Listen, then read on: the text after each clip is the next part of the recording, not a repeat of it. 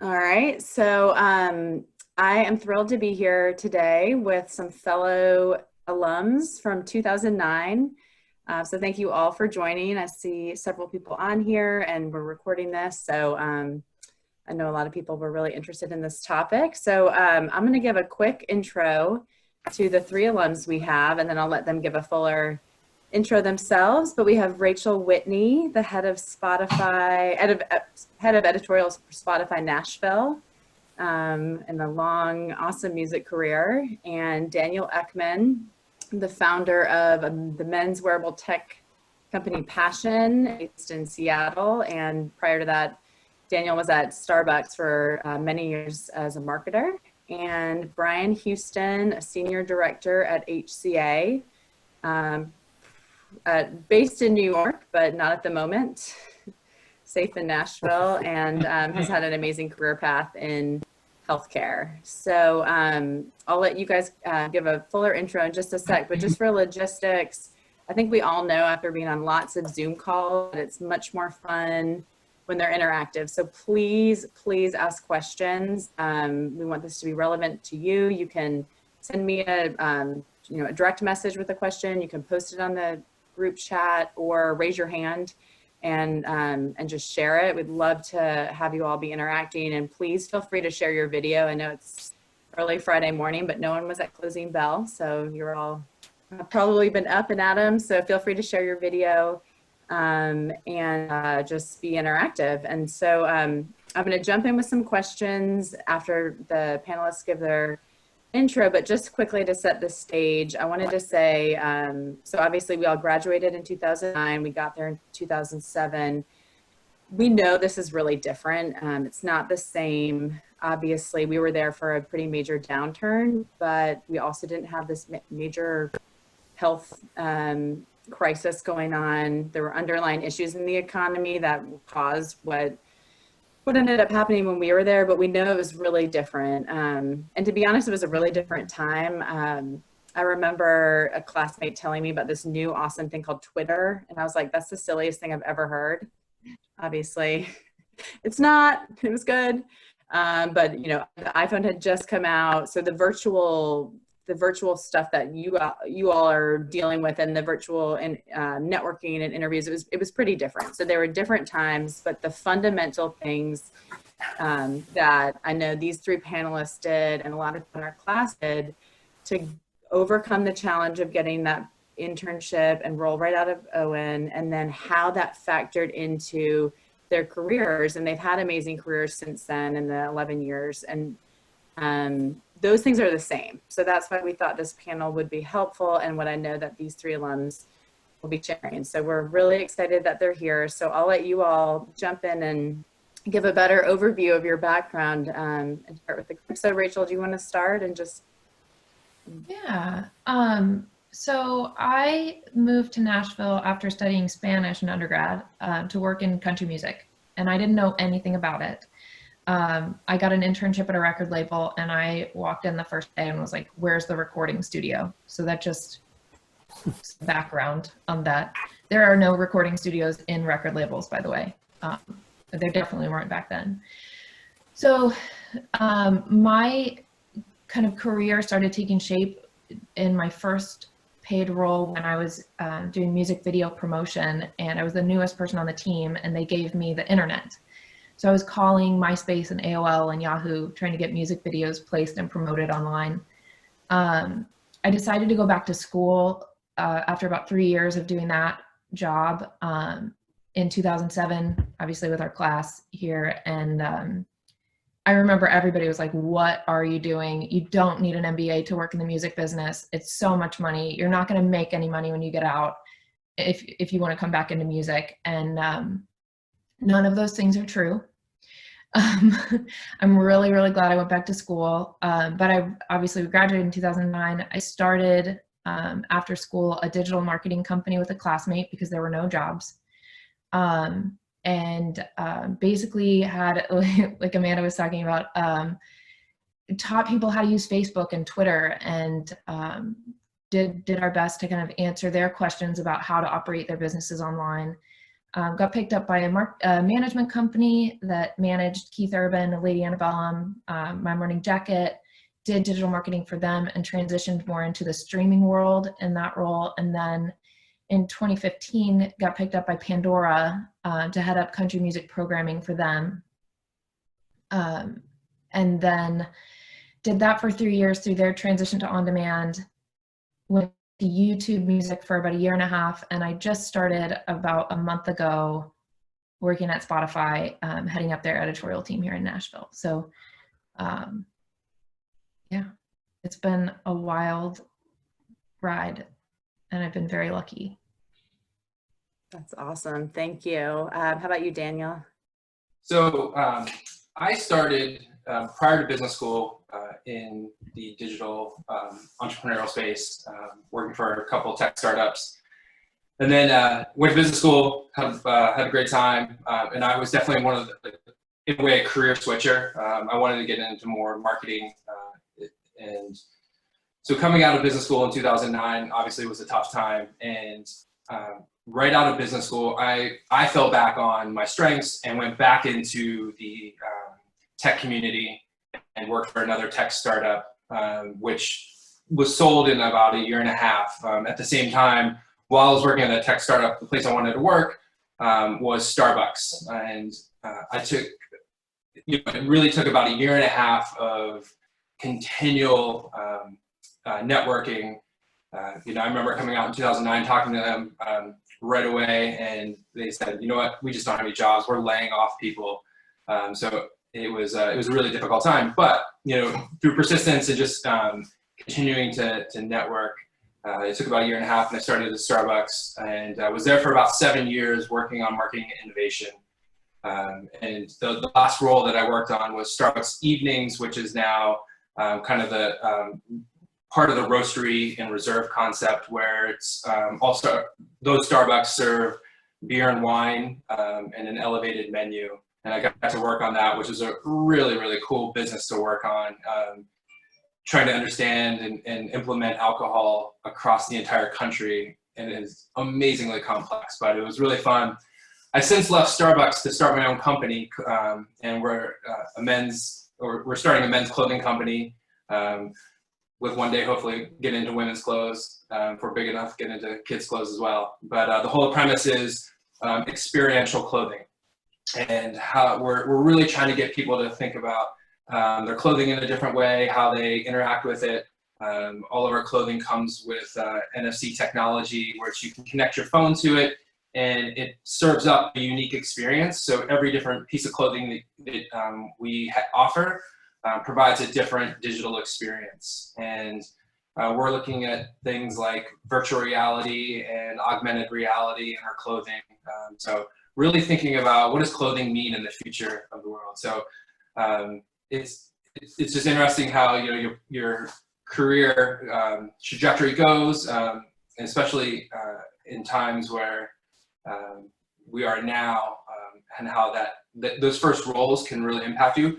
Honestly, I didn't think I was going to go into tech right after business school, but that obviously helped me with what I'm working on now. So things pan out for good reasons.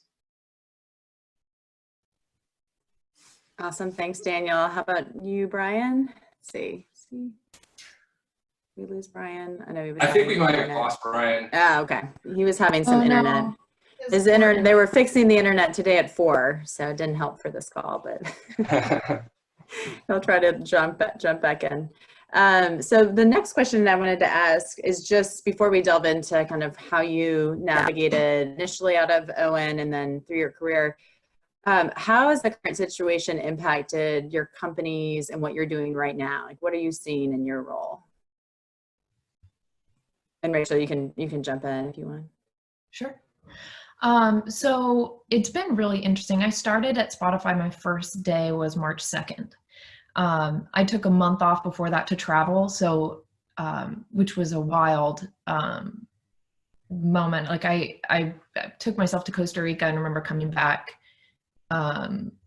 from that and seeing all the signs for, if you'd been traveling from China and being like, this is... Hey, Amanda. Oh, there he is. Sorry, I'm dialed in. I'm looking at a AT&T guy who just turned down the internet for the whole block on a truck.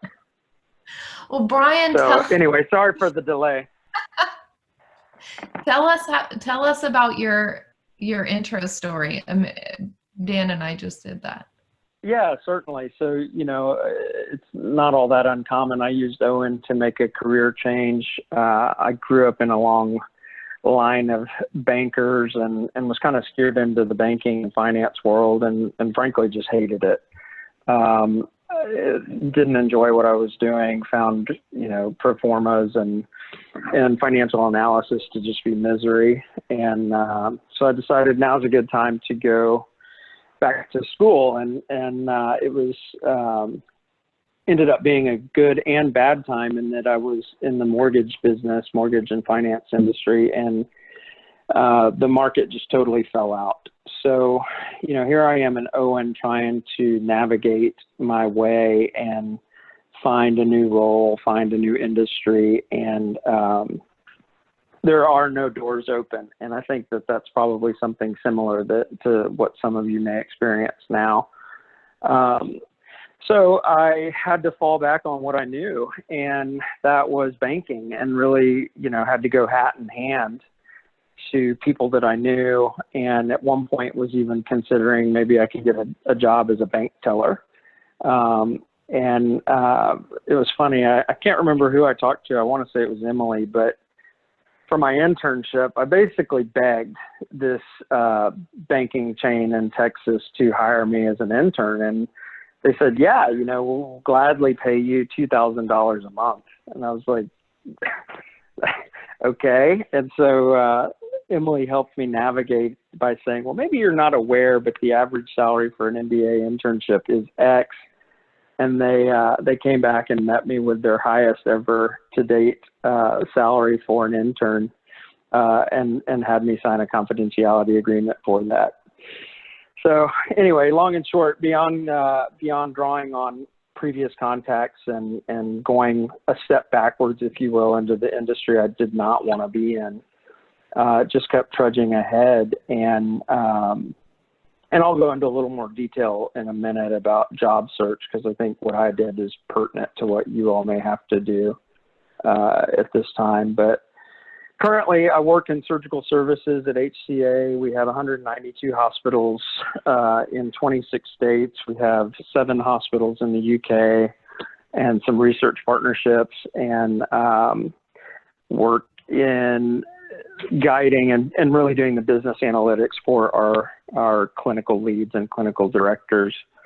So I think the moral is you may have to reach back and tap on folks but you will eventually get to where you want to be as long as you keep moving ahead. And Bryan, I'll go back to Rachel in a second, but we were just going around and sharing where you're sitting right now, just with the current situation. What's it like to work there? And obviously in healthcare, it's probably very interesting. Yeah, so, I'm sure as many on the call do, I've got a pretty broad network from just job experiences and personal network, et cetera. And really what I see everybody navigating right now is just massive uncertainty like no one's seen before. I shared on the call yesterday, we had a test call with this group just to check the connectivity, which clearly mine is not functioning. But, I talked to a friend that is working she's a senior finance executive in New York at a major, I'll call it United States institutional company. And they're not sure if they're going to survive. And I think that's the reality of where everyone is right now, having to dig deep onto cash reserves, exhaust cash reserves, looking for lines of credit, in some instances telling suppliers and vendors you're just not going to get paid. And that has a ripple effect through the market. So within HCA right now, I'd say that we are navigating well. It is still, everybody marching through the fog, trying to figure out what's going on. My job personally has gone from extremely proactive, where I'm monitoring the statistics of all of our surgical environments and working with our clinical leaders to improve areas of our surgical environments to reactionary, and that we've been asked to let the hospitals reach out to you, do not reach out to them. So Monday may be a day of me sitting on my hands, just staring at the computer, waiting. Tuesday may be sun up to sundown, crunching numbers, sending information, helping with a request. Wednesday may be, can you help me create an Excel spreadsheet because I need to just enter some data. So it's gone from a very consistent and proactive role to extremely reactionary and just trying to be supportive of, frankly, a crisis. That's super interesting. Thanks, Bryan. Yeah, and totally different industry, obviously, but Rachel, to go back to what you were saying about being at Spotify right now. Yes. And I'm sorry, I got kind of sidetracked by just how new it still is for me, but I just started a month ago, and the feeling that I've gotten so far about being there and the reaction that the company has taken to what's happened with the music industry and the artists that we all depend on for our livelihood has been pretty impressive. As a corporation, it's been amazing to see how our leadership has really taken on communication and how compassionate they've been towards employees. We've had to make some hiring adjustments, but currently it really sounds like they're making sure they're pulling out all the stops to make sure that everyone who is currently employed at Spotify is not affected. I think it's naive to think that we won't see a drop in revenue from advertisers and subscribers because of just the massive impact that this is having on the whole market globally. But so far we've been very, very lucky. And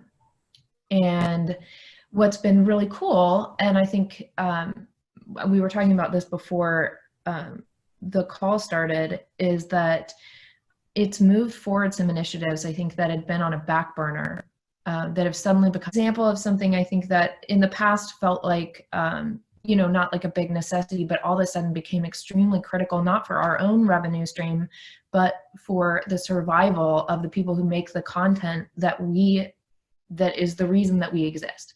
So, and then also on the user front, launching new content around COVID and around coronavirus and around all the both news and how to take care of yourself and your family. We now have both an at-home hub, which is kind of a newly curated suite of playlists that you might listen to doing activities in your house, to if you search for COVID in Spotify, you'll get a hub of just real news and information from our podcasting ecosystem, and then also some playlists. So I came in thinking that was incredible, and I was so impressed with how quickly everyone had moved to get all of these amazing things done that really just made a lot of sense. And I was telling someone, I was like, it's just really impressive how reactive we can be and how fast everything moves. And they were like, yeah, don't get used to it. But I did think that was really amazing, and that the company has really stepped up to make sure that we're taking care of both our content providers and our users. But we are definitely one of the lucky ones in this environment right now. So. That's awesome. Thank you. It's no easy feat to start a job, which everyone here will be doing too in the middle of all this. So thank you. How about you, Daniel? I know you launched a business in the middle of this. Yeah, right. So I'm here representing the entrepreneurs and the small to medium-sized businesses, I guess.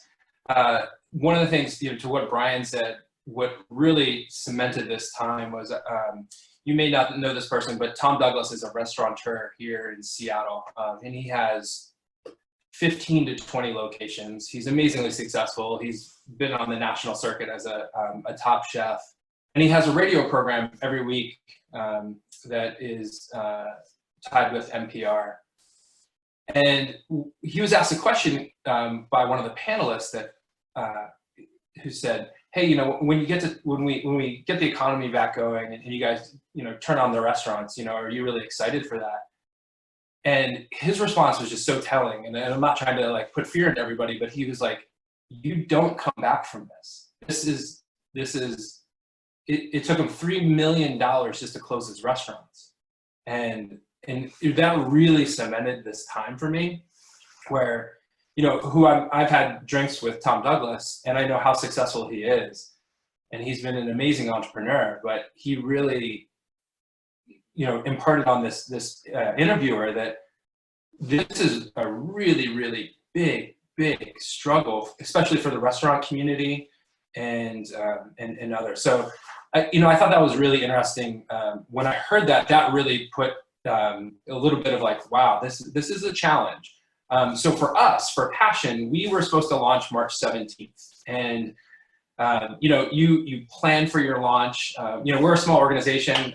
It's basically me, a few advisors, and a lot of consultants at this point. And we were all set to launch. We had our plans in place. And, you know, you get to that moment where you're so excited you've worked on this product and this idea and this concept for a little over a year.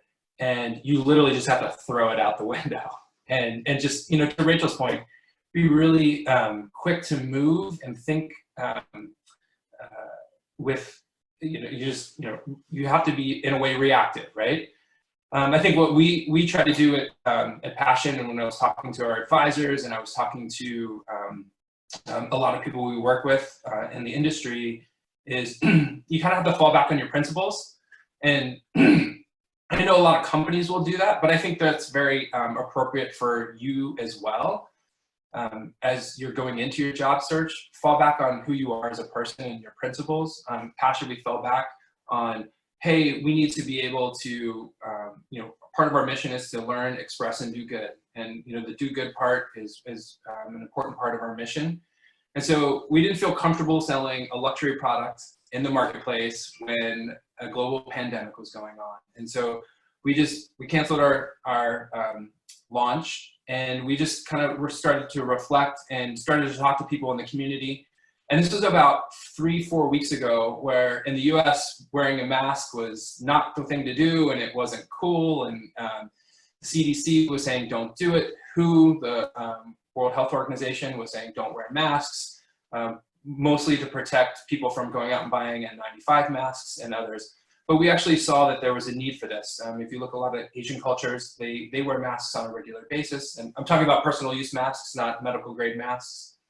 And so we said, well, wait, let's think about this. Could we do this? Could we actually develop a mask and really pivot very quickly? So within 3 weeks, which, you know, it took us a while to develop our first product, but within 3 weeks, we developed a brand new product and we're able to get it out in the marketplace.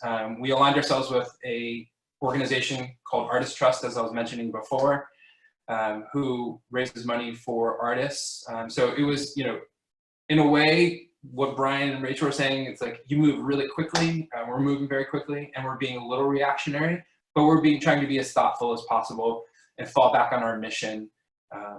And it's cool. It's amazing as a, you know, startup and as an entrepreneur, you know, reaching out for help. People have been amazingly helpful in community. I would say that's going to be the same case for you guys when you're doing your job search. Don't be afraid to ask for help from your friends and from the people that are in your network.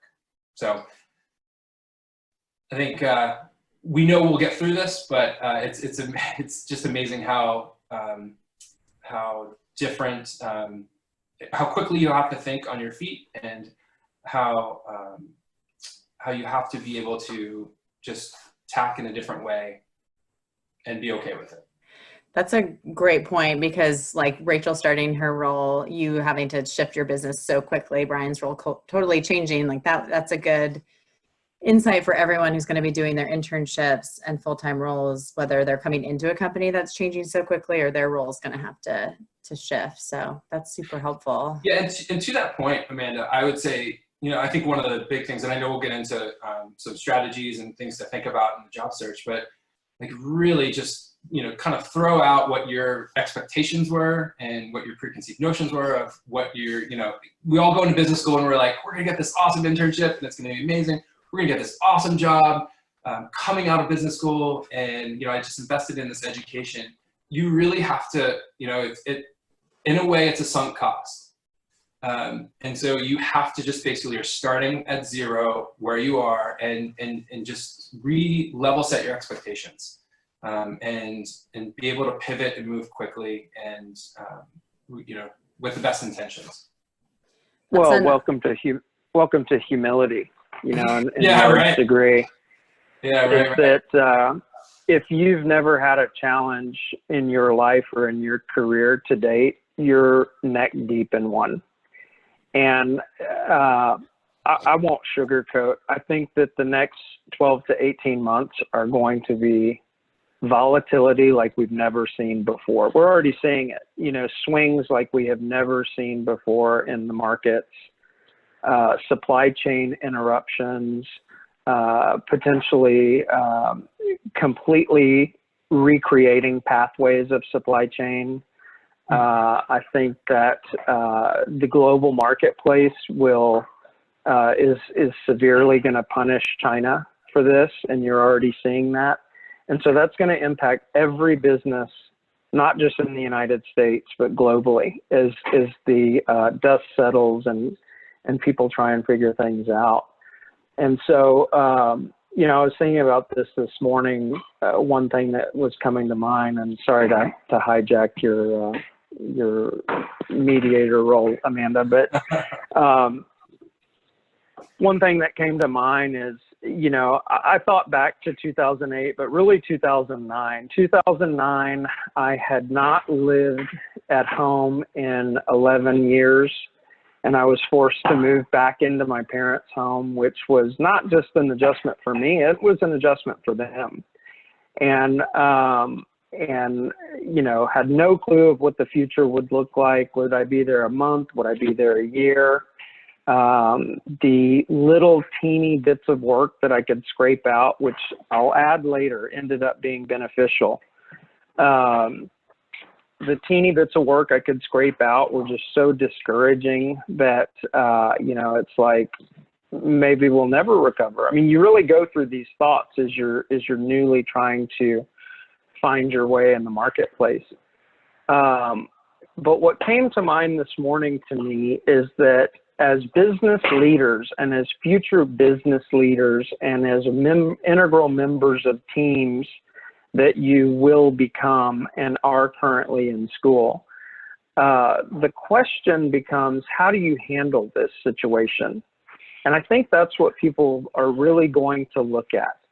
So if you have to take on little project work here and there, as I did, and I'm happy to go into that story later, but little resume building projects to show that I didn't just sit around panicking or waiting for someone to come to me.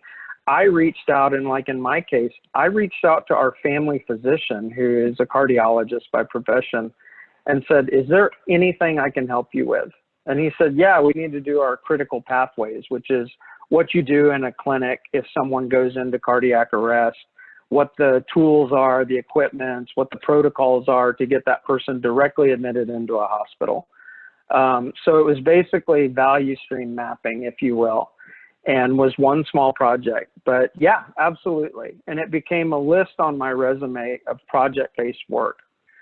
So, as many of you have taken Luke Frobe, you think ahead and reason back. So thinking ahead, where I want to be is, I want my ideal job in whatever the industry is, you name it. And I want to manage a portfolio, whatever, or I want to start my own business.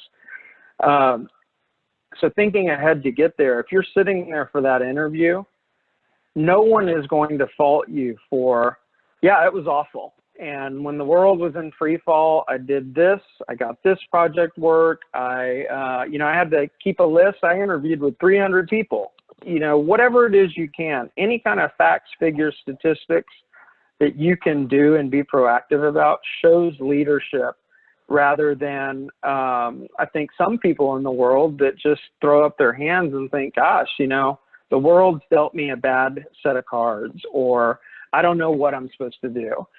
And that's not to say that you won't have bad days of where you get discouraged and think, you know, gosh, it's been 3 months, it's been 6 months. I've been living with my parents as I had to do for 9, 10 months.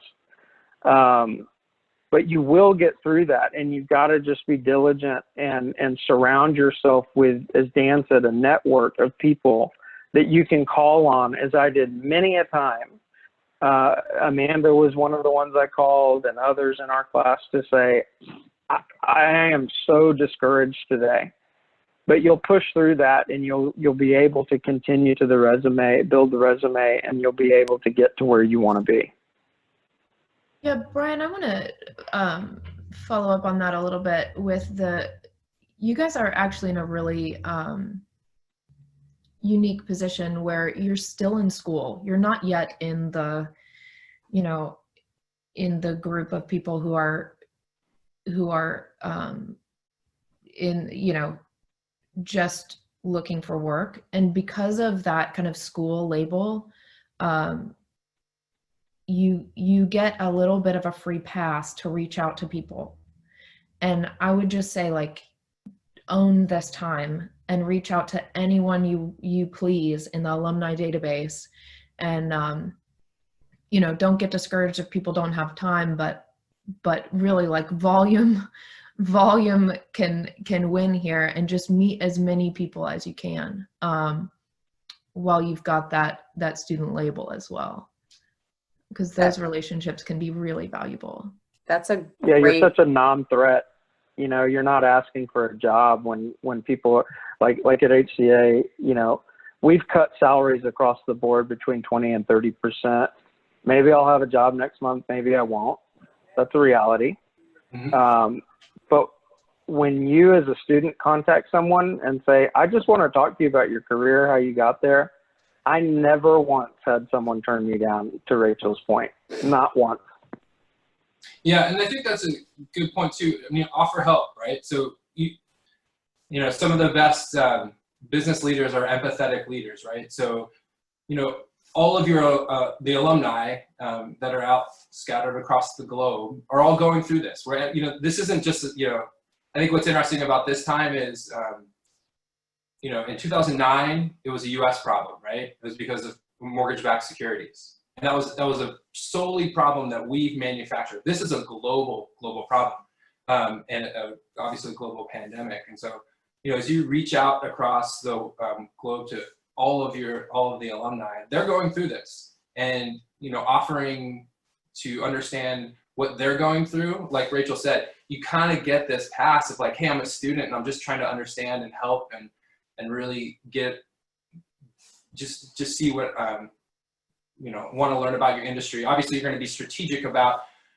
who you're contacting because of where you want to go, but, you know, use that as an opportunity to really investigate and be empathetic, because, again, we're all going through this, and there isn't, you know, we have CEOs that are alumni, they're going through this. You know, can you imagine being a CEO of a large company during this time? I mean, it must be just mind-boggling. And so, you know, offering that help and understanding and trying to learn is going to be beneficial. You all just brought up a great segue to what I wanted to ask. And I know you've already talked about it a bit, but hearing your stories in a little more detail, you know, bringing yourself back to 08, 09, this conversation's reminding me how bad things were. And every day on the screen at Owen in the lobby, it'd be like, Merrill Lynch is going away. And it was like, oh my God, yeah, it was crazy. Right.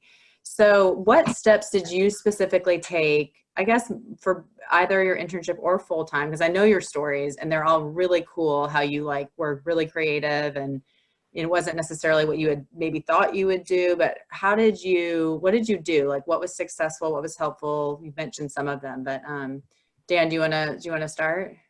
Yeah, I think, and I was talking about this yesterday in our pre-call. You really have to come up with, you know, go back to your strategy class, you come up with a strategy, right? And I think Bryan actually just said something that was really smart. It's like, you know, project where you want to be in 5 to 10 years and work back, right? And so I think if you're a job switcher, there's a couple ways you can look at it, right? If you're a job switcher, you can fall back on your previous strengths, and that's okay, right? And I know you wanted to switch jobs, and if you were a marketer and wanted to go into finance, you want to get into finance. You know, sometimes you have to pay the bills, and sometimes you have to fall back. But what you can do is, and I did this when I left, I fell back into the tech community and worked for a digital startup. I wanted to be in marketing. I was always on the sales side. So I just took on both roles, and I said, look, I'll come on, I can do sales, I can do that. I'm so familiar with that. Let me actually take on a marketing role as well. So I did both, right? And so, for those job switchers, if you go into a career that you previously had to get a job, within that organization, look for something else that you can do. You can do that project work. So at the same time, you've got a job, but you're also building your skill set. Like Bryan said, take on project work. The other thing you can do, if you're a job switcher, but you're like, I want to get into the community that I want to get into, I would say plant yourself where you want to go. So I knew that I wanted to be in Seattle. So I moved to, I put myself in Seattle. I had talked to an alum, Tom Barr, who at the time was at Starbucks, and he was very instrumental in me getting in, but he said, look, if you're serious about coming to Starbucks, just boots on the ground, man. Get there and continue to network within the community if you really want to be there. So if you have a target company or you have a target industry, let's say it's finance, go to Wall Street. Now, be smart about it, but put yourself there and continue to network and continue to, and you may have to take on some odd jobs like Bryan or like Rachel, start a company, right?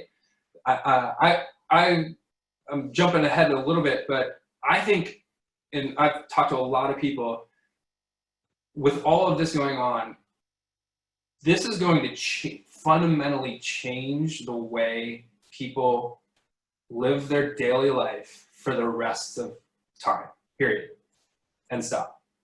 There's so much innovation that is going to come out of this time, where if you're an entrepreneur or not, but just watch how people change their daily routines. Watch how there's so much innovation that's going to happen. I guarantee there's already a bunch of people creating software for school classrooms, because Zoom calls are not going to do it. There's no way you can teach in this way. But there's already, I guarantee it, there's already somebody working on how you can teach people, because kids are going to learn from home in 10 to 20 years. There's not going to be schools, and so, this is a period of time where if you plant yourself, going back to what my point was, if you plant yourself in, whether it's a city or, again, like Wall Street, you're planting yourself in an industry, and it's tough to come by work, create your own thing, be an entrepreneur. And I think, you can kind of use those two, fall back on what you want, fall back on your strengths, or plant yourself where you want to be. And those are the two strategies I actually kind of combined. So I moved to Seattle, knew I wanted to be at Starbucks, planted myself there, but at the same time, Starbucks has a vibrant tech community. I fell back on the tech side, and I think both of those work. It took me about 1.5 years to get into Starbucks, and I had a great role. Once I finally landed there, I had a great role, I had a great career at Starbucks, enjoyed it immensely, and it's led me to start this company. That's a story for another day, but so I think if you employ that strategy, and then finally I would just say be humble and empathetic, and those are all the things that I employed coming out of 2009, and I felt it was still a little crazy, but I felt I used that as my strategy, and I felt it was pretty successful. That's awesome advice, and I like the foresight, the forward thinking too, because there's an awesome infographic of all the startups that started in 2008, 2009, like Instagram. It's fascinating to see Yeah, mostly, so my last 4 years at Starbucks was in innovation. And I've been, so since starting this company as well, I do consulting. And so we've consulted with a lot of big companies across the country. And as an innovator, these are the times that, I mean, change happens. There are going to be so many amazing companies that come out of this. And 5 years from now, just watch, 5-10 years from now, you're going to be like, that company started in 2020, and it was literally out of the global pandemic, and you'll see it, and these times are just ripe for innovation and ripe for change and ripe for really cool companies. Thank you so much. Rachel, I know you had a really cool story, what you and Jack did coming out of Owen. So I knew I wanted to work in music and tech. In 2008, I basically took myself on like a trip that I would compare to like the market, the Wall Street trip that gets done every year, except for maybe this one. But I went to San Francisco, and I went and visited Apple and Yahoo and some of the other tech companies that we had alumni at. And I basically took myself on a tour of these like tech and media companies. And I thought that was what I was going to be able to do. And then obviously it just, the economy was getting worse. And so my classmate Jack and I both wanted to work in tech and music, and we both had backgrounds in music. And so about this time, actually, we just started telling people that we knew that we were doing online marketing for music. And we actually got our first client was an alum who was consulting for a HD stock video company. And it wasn't quite what we were looking for, but we were just willing to do anything, like, you know, within reason that people were willing to pay for. And so we were helping them just run Facebook ads and things like that. And, you know, so that alumni network was really important. We did a few things that I thought were really, you know, in hindsight, at the time, we were very nervous about doing it this way, but in hindsight, I think it worked out just fine. One was that we didn't file for the LLC until we had several clients. The other is that we were ultimately doing contract work, but we went ahead and we gave our business a name. And then it made it look like it was a thing that existed versus just us kind of asking people to help them out. I had worked in that marketing and promotions company, and actually had started as the assistant to the president. And so I knew what it meant to charge people monthly retainers and send out invoices.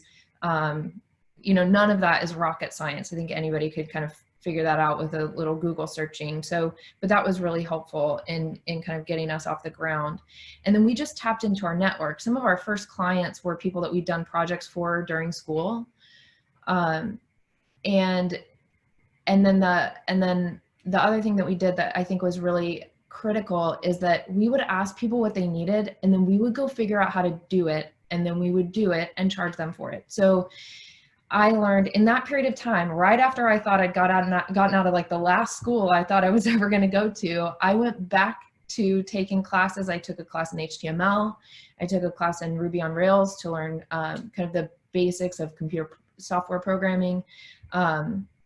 We would just study. I studied search engine optimization and bought all these books, like basically like went back to school again for technology so that we could do some of this work for the people that were asking for it. I would just say like that was really humbling after having spent so much money on a degree, to then feel like I had to go back and learn all of these skills that felt, you know, but it was also really fun. There are going to be a lot of programs. I would just say one of the reasons I was able to do the programming class is because there were a lot of programs for people like me that were trying to teach people software programming, because the job market had changed so much. And I think that you guys are going to see a lot of stuff like that that's going to allow for opportunities to learn new skills that are just going to be more relevant in this kind of new environment. What else? Oh, don't refinance your loans. That was the other thing, because that's just, okay, that's advice. You do not have to take it. But one of the things that I realized was there was an opportunity to refinance for lower interest rates. But if you do that, you don't get to take advantage of all the federal programs for the original loan. So I was able to, during like the first 6 months of starting the business, defer my loans and make payments on the interest, instead of kind of being stuck in a place where I would have had to make full monthly payments, and maybe had to make different career decisions because of it. So, yeah. That was a lot. I'm muted. No, that's awesome and good practical tip, because you learned that. How about you, Bryan? Well, you know, kind Stories. of building off of what Dan shared, me being an operations person, I think very sequentially. And the advice I would give, kind of restating in a different way, similar to what Dan shared, is I always share my concentric circle method, which is nothing profound.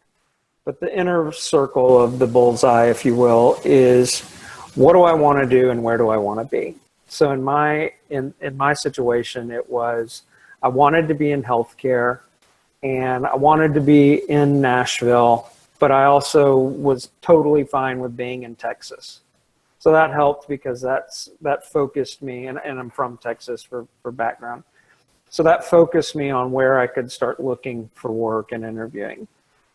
The next layer of that target, that circle, if you will, is what can I do? Well, I've got a background in finance. I can kind of reach back and start tapping on that, on the things that I've done. I worked on a big entrepreneurial project in Owen that helped one of our colleagues start their business.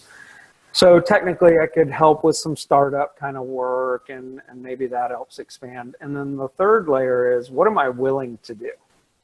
And that's where it's, am I willing to work for free for someone to get some experience? Am I willing to do like Rachel mentioned, and maybe have, you know, Rachel, I'm sure I'm not insulting you in any way, but probably very small contracts starting out where maybe you're getting paid in the hundreds of dollars. Very small contract. Yeah, low thousands. Am I willing to work for $1,000 to turn around some deliverable to somebody? You know, for me, it ended up being, I had to regress so far back that I tapped on a contact that I had from college whose family runs manufacturing plants in Paris, Texas, which if anyone even knows where Paris, Texas is, I'll give you $5. It is in the most remote location of Texas that is convenient to nowhere. And I started doing ops efficiency assessments in Campbell's soup factories of how they were packaging their product for this family, living in a town of 10,000 people, which is not easy. You know, I mean, people talk about loneliness in major metropolitan areas. 10,000 people, you're by yourself. So that said, it ended up being a great experience. I certainly got a lot out of it. And again, I focused on things that I could build off of. So like that ops efficiency work was the first thing that Vanderbilt Medical Center wanted to talk about when they interviewed me for what ended up being the start of my career out of Owen, because they needed all of this operational efficiency assessments for the ORs, the operating rooms.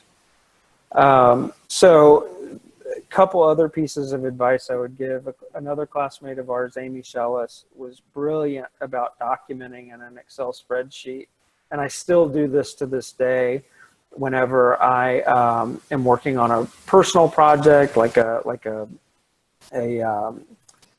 volunteer committee that I'm on, where I've got to make contacts and things. But you list who you've contacted, who they are, what their title is, when you contacted them last, a little bit of a note of what you discussed or what you sent them, or sent resume on 310, received email on 312, you know, whatever, so that you're constantly tracking.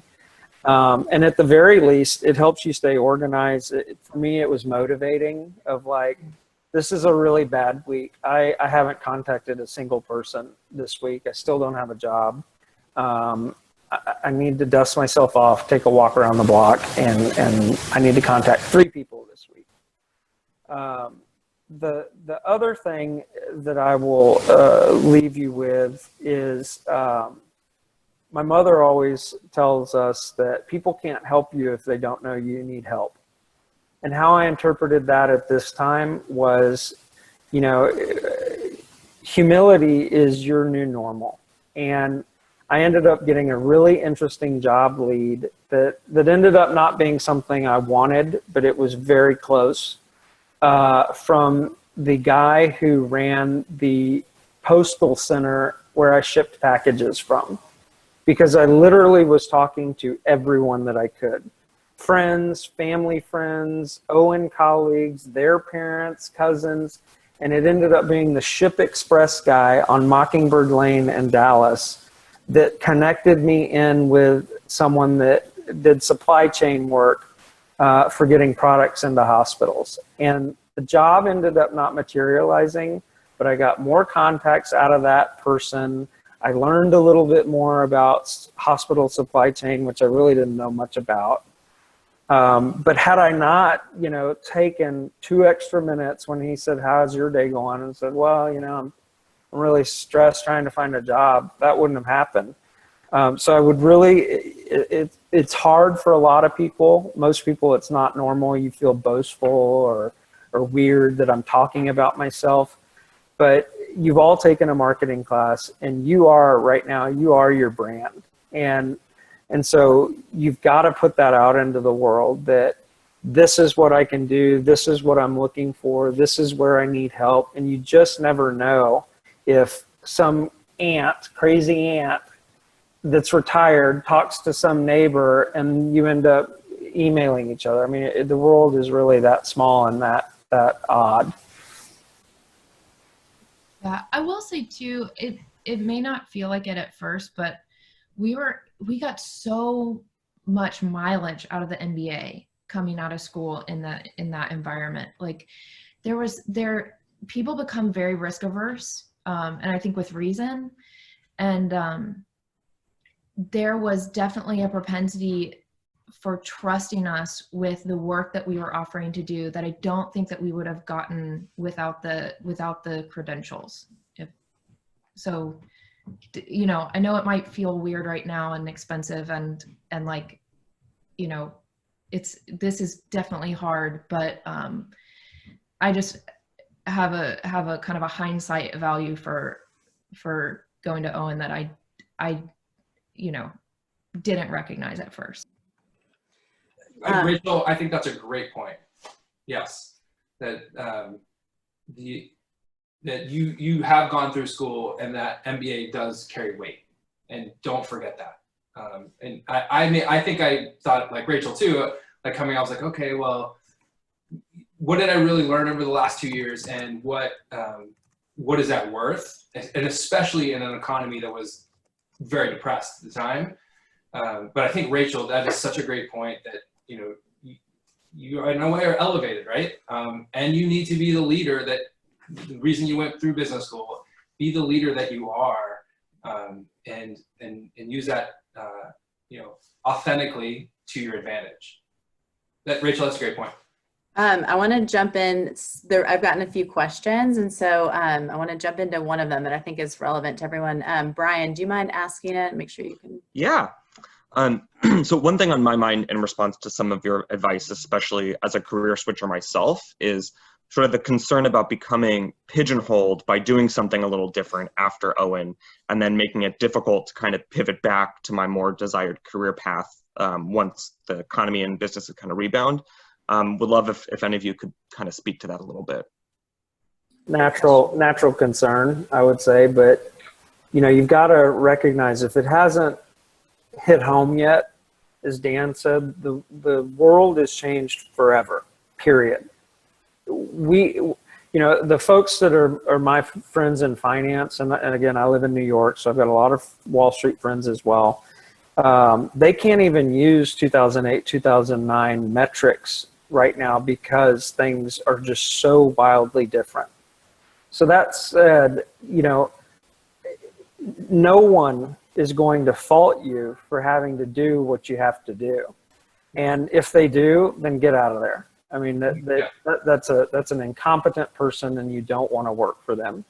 But it has to make sense. And this is where Dan was just saying about leadership, is that you made the strategic decision to go to business school, I would hope. I don't think you just wound up there and decided to take on debt or spend this kind of money just to flip a coin. So, show folks when you're interviewing that you made these strategic decisions. I went to school. I went there for this purpose. I studied. I got this degree. I'm going from finance to marketing. I got out in 2020, or if you're graduating next year, 2021, and the worst crisis we've ever seen in recorded history. So these are the steps that I did, and this is why I'm in front of you. And these are how the things that I worked on, these projects, this other job, apply to what I'm doing. Yeah, and to add to that, Bryan, I think that's a great point. It's the story that you tell, right? But Bryan, to add to that though is, if you do fall back on a previous industry, try to get project work within that industry of the place where you want to go. And you can be, I'm a person who believes in transparency and honesty. You can, be honest with the people, the industry you're falling back into, and say, look, hey, here's what I can offer you. And I can fill this role, I do want to get to here. Can we work together? And sometimes you have to do that work for free. But you know what? Guess what? You're building your resume. You're building your ability to do that work and your project knowledge. So I think you just have to think a little bit outside the box in terms of how you can transition yourself to the place where you want to go. Nonprofits are a good place too. I mean, they're always, very few nonprofits can afford an MBA. And so whether it's in your full-time, you can't find a job, you volunteer to do some professional project work for them, or in your personal time, where, like in my case, I wanted to be in healthcare. Now I'm working at a bank. I don't want to be at a bank, but I can volunteer to help this nonprofit in my community work on, you name it. Every nonprofit has a need, a marketing and communications plan, absolutely, pro forma for how we're going to build that new building, whatever it is. You can get that type of work that you're looking for. It's out there. Yeah, we did a lot of nonprofit work. I always kept on at least one nonprofit pro bono, and some really great relationships came out of that, and a lot of really great learning came out of it. And I think treating the MBA as like a way, you learn how to manage information, but it's not necessarily the work that you do. So just because you have the MBA doesn't mean that you can't go get your hands dirty doing real work and do it better because you have this higher level understanding of why it's valuable to the organization. Those are really helpful answers. I just wanted to note, I know it's 11, so I know people might have to jump off, including the three of you. There were a few more questions, or about 2 more questions that if you three are able to stay, we could keep going. We're recording it. I can give about 30 more minutes. Oh yeah, but no worries if you have to leave, either any of you. Yeah, I can give probably about 15 more minutes. But I definitely want to answer, I think it was Joan's question, which was specific to passion. She asked, if you have investors, was there a lot of red tapes to drastically change directions? Sounds like there wasn't, or maybe you pulled off a miracle convincing them past or a bigger opportunity. So we're bootstrapping this, so that answers the question about investors. Our strategy is bootstrap for well, what was going to be about a year, prove out the model, and then go and raise money.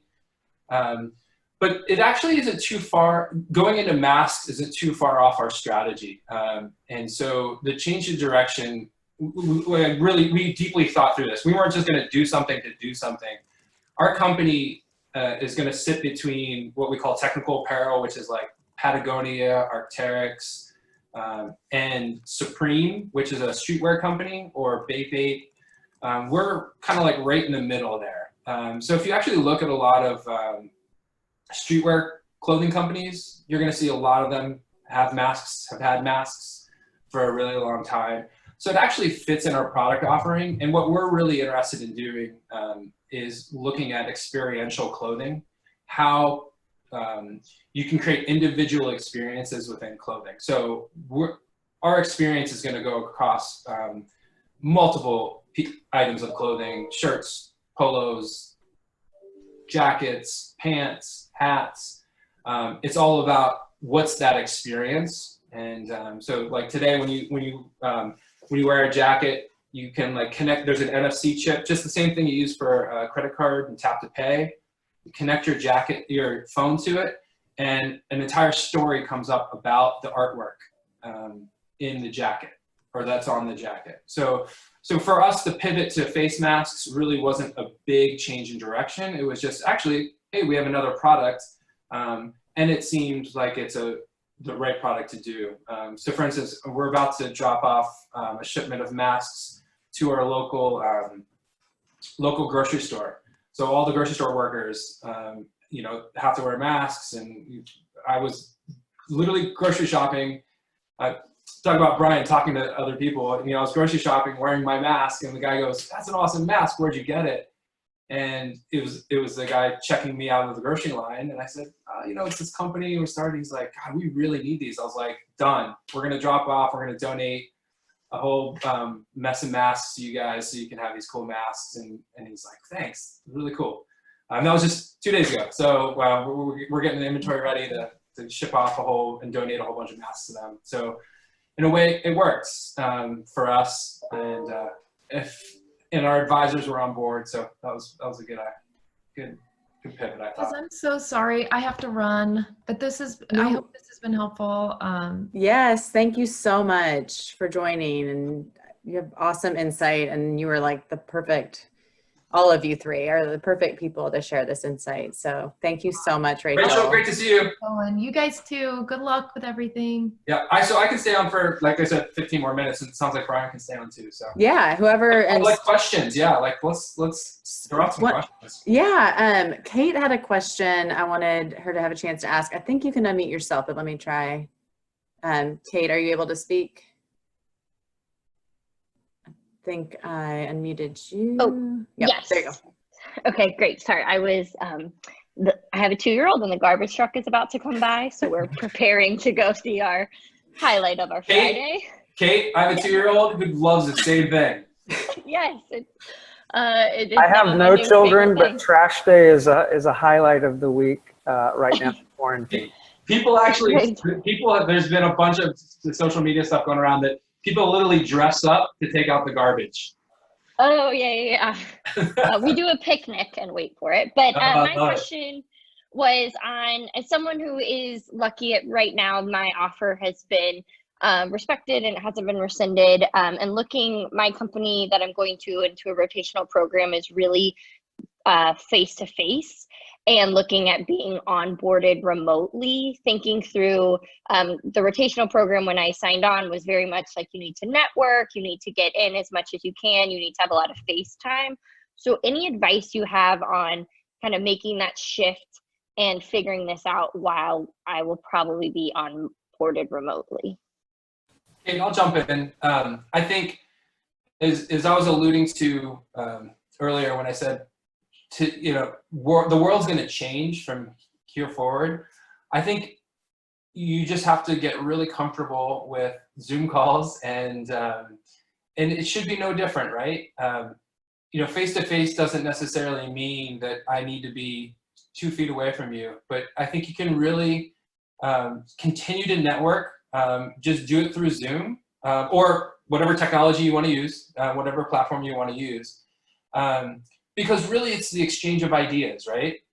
As you're learning and onboarding through this rotational program, you know, talking to people and networking to understand what their experience was like, what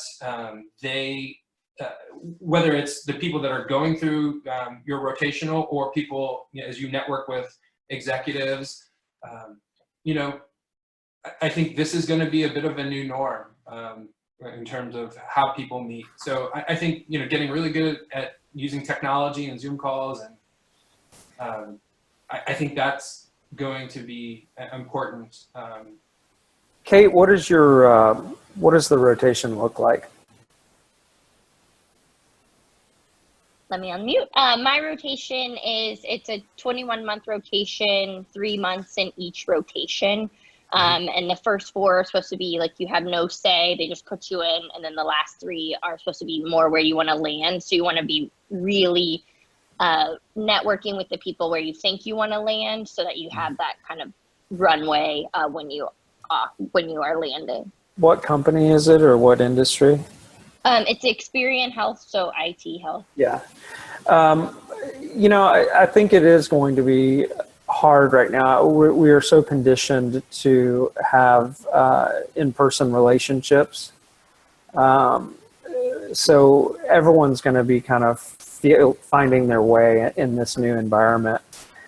For me, one thing that's always worked in doing those, and I didn't go through rotations per se, but I did a lot of project-based rotations within the company at HCA. So one thing that's always helped me is having a regular touch point, and so that's something that you initiate and have an agenda ready, even if it's just a quick touch point. But I always would go through and kind of have the highlights of what I wanted to discuss, which were, you know, maybe it's project updates or overview of work updates, and then, you know, leave some time in there for professional development updates of like, you know, can you tell me what you worked on when you first got hired, or what do you see as the needs of this department, that kind of thing, so that it gives a structured approach to forming a relationship. Great, thank y'all so much. Mm-hmm.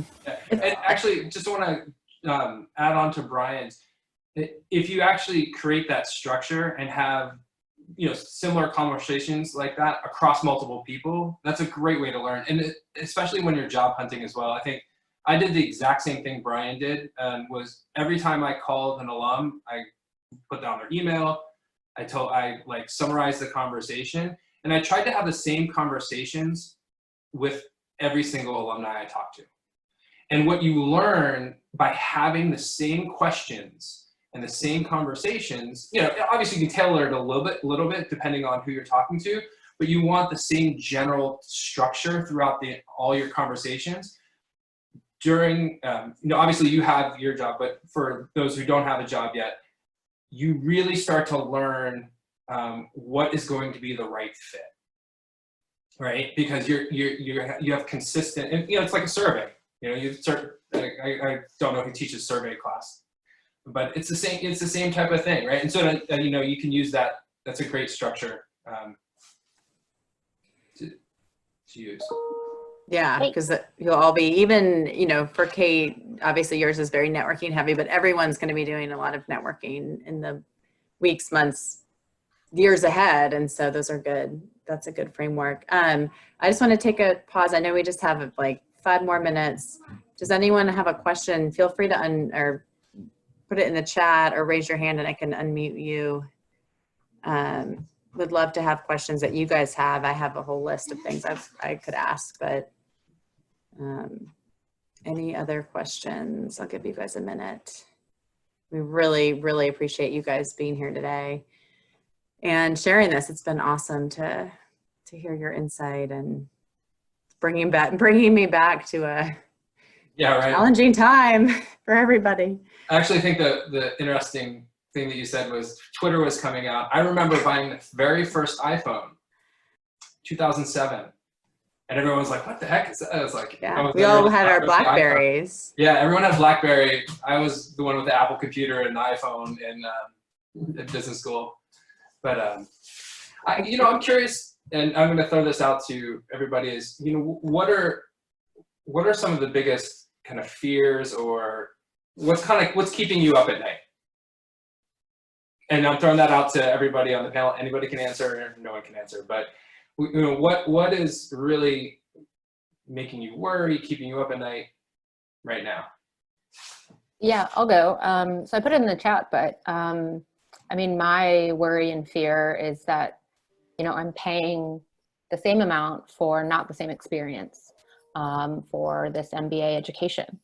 And with uncertainty into the fall as well, in terms of, my lease and if it's online still, things like that. And just what I thought I was going to get out of this is obviously different for this mod and then potentially into next year. And do I, how is that going to be seen in the corporate world of, the COVID MBAs? Are they not going to be taken as seriously as other years? And is the degree going to lose, its relevance? Or And you're talking about too, like the fact that all the classes are online. Yeah. Well, welcome Aaron, to being a grown-up. Yeah, Aaron. I mean that very seriously, and I'm sorry for your situation, but the rug has been pulled out from everyone, and we are, again, finding our way in the dark with a flashlight that's not really working. So what I would share with you is the concerns about the value of the MBA, and I think your future are slightly irrational right now, which is fine because we're all having irrational thoughts. And I'll share with you that on a personal level too. Today's a pretty good day for me. Yesterday I was pretty down and depressed and frankly worried about, am I gonna have a job next month? And how am I gonna cover that? And I have dependents that depend on me for income. It's rocky. Everybody's going through that. And so, I was half teasing, but half serious when I said, welcome to being a grown-up. This is not the stuff that our parents tell us of someday you're going to have to make some really tough decisions. And some days the screws are going to get turned on you really hard. I would say that what helps me right now is knowing that I'm not alone. I'm not alone in the workplace. I'm not alone in the community. I'm not alone in the country. Not one person is confident about the best path forward right now. And if they say they are, they're lying. So take a deep breath and really try and rationalize your fears. Know that you are part of a larger community that is here to support you. It is in my best interest that you do well. And I mean that with all seriousness. Just that I hope that you care about the rest of the Owen alumni community, because if we're all sinking, it impacts all of us. But this will be okay. Again, I go back to something I said earlier. If someone that you are interviewing with in the future, be it in 3 months, 3 years, 10 years, tries to ding you for going through arguably the largest crisis in history. I mean, I guess you could go back to pre-Christ and look at some of the Roman Empire to see shocks that we're experiencing now. Then that person is an idiot. And you don't want anything to do with them. I would say now more than ever, and I'm kind of going to things that we've talked about even within our company, and things that the president's talking about, whether you like him or not, things that our medical professionals are talking about, whether you believe them or not. But right now is a critical time for community. And taking care of your well-being and reaching out for help and asking for help And there is no shame in asking for help right now, whether it's at school, whether it's from your family. You know, this is just unprecedented. And I don't think it will ever be reflected poorly upon you. Yeah. And Aaron, I would also use it as an opportunity, right? So, you know, just think about in the marketplace, things change all the time. Nothing is certain. That's business. That's life. And you can use this as an opportunity, whether, and again, I don't know how classes are changing, or, you know, is everything online? But use that as an opportunity, right? If you start to see the, you know, things that are going wrong in how they're holding classes or whatever, be vocal. You know, already, just, you know, on a personal note, I have two kids. I have a 7-year-old and a 2-year-old. My 7-year-old goes to a school where half of his day is in English and half of his day is in Japanese. And they are just, the online experience is not great. Like, and it's hard for them to teach. And it's, you know, there are things that, you know, we're sitting as parents going, gosh, they're missing out, right? We're not going to ding our kids because they went through this. And I think to Bryan's point, you know, you shouldn't feel like you're going to get dinged, but you can, again, look at it as an opportunity, right? And that's what, you know, you're a leader, and find ways to make it better and improve it. Because if you find ways to make it better, it's going to help all your classmates too, right? Yeah, sorry you're going through this. I know it's difficult, and it's difficult to internalize, but as soon as you kind of get over, to Bryan's point, we're all going through this. The people that are going to, I think, are going to be successful will look at it as, and see the things that are going wrong and find opportunities to make it better. Oh, also, I know Rachel is no longer here, but I will add one thing that I think sums it up well. Is she, when I reached out to the 3 panelists to say, hey, will you join this panel? She wrote back immediately, as did all of you. And she wrote back and said, absolutely, 2009 is the reason I am where I am. Yeah, it's so true. Yeah. Yeah, her response was great because it builds character too, right? So all of you are going through this, and again, the people who will be successful are the ones that, you know, see the challenge, face the challenge, and overcome it. And everyone's going to do it in very different ways. But when you look at it, it's like, look, this is a business challenge. This is a community challenge. This is a human challenge. And how can you make the best of it? But Rachel's right. Like, it was a struggle in 2009, but I think I'm better for it. I don't know what Bryan would say. I bet he thinks he's better for it. Yeah, you know, I mean, it was bad. I think right now is really bad. Yeah. Again, the uncertainty is certainly there. But what's interesting is that now, unlike 2009, really, I'm not worried. We're going to get through this in one way or another, and it's going to be ugly. But, you know, I'm working on the things that I can control, which are my physical and mental health, although I've been drinking a lot of wine. Yeah, right.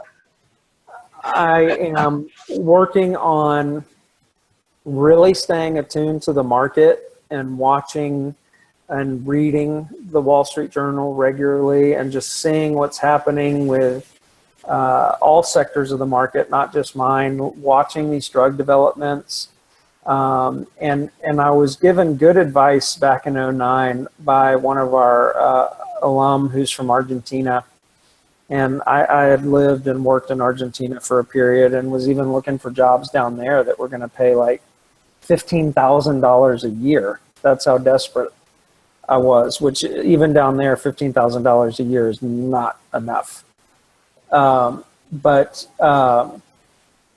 he said, you know, you Americans, you worry so much. You worry about everything. And I was kind of insulted by this.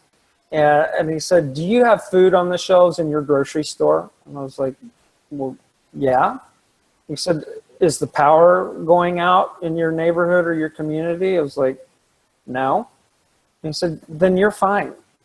And I think more than ever, I think back on that right now in this time of terrible uncertainty, of worry across the board, of really valid concerns, which, you know, I'm not just saying that I may not have a job in a month or two. I may not.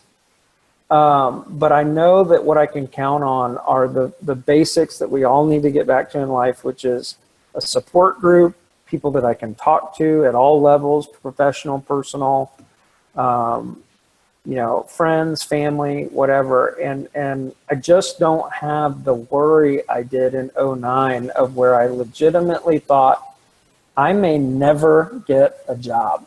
I legitimately had those thoughts. I may never find something.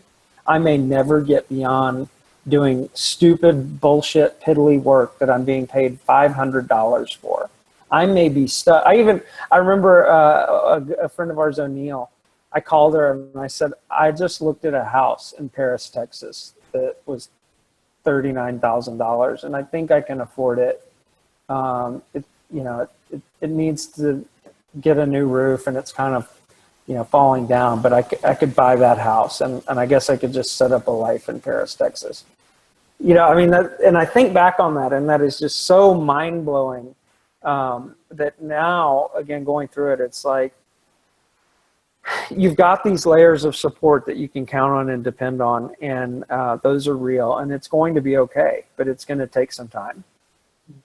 Well, Amanda, you can put me on for the panel of 2030 MBAs to see how. Yes. Yeah, there you go. That's right. We need Yes. Yeah, there you go. That's good thinking. That's good Yeah, thinking. that was a great question. I want to be respectful of your time for joining today and everyone. So thank you all. Thank you, Bryan and Daniel, so much for joining, and everyone for your great questions and staying with us and paying attention. And yeah. Hey, Amanda, for the folks that were on the call, feel free to send out my email. You're welcome to contact me anytime. Happy to jump on and talk one-on-one if you have questions that, just about job search or anything. that's awesome. Thank you. I will definitely do that. And really just appreciate your insight. It was a rough time. And as I said, it was too soon to say it on a call I had recently with MBAs, but I said, I feel like it made our class really close to go through that. And they were like, too soon. But yeah, right. Yeah. So. No, I think you're right about that. It was definitely a moment where we all kind of gelled together. We will bond about your online Zoom classes in Mod 4. Hopefully only Mod 4. But thank you all so much. Hope you all have a great weekend. And again, hang in there. We'll get through this. You will. You'll do great. We're lucky to have alums like you. So thank you guys so much. Hope you all have a great day. Bye-bye. Hey, guys. Thank you. Have a good one. Thank you.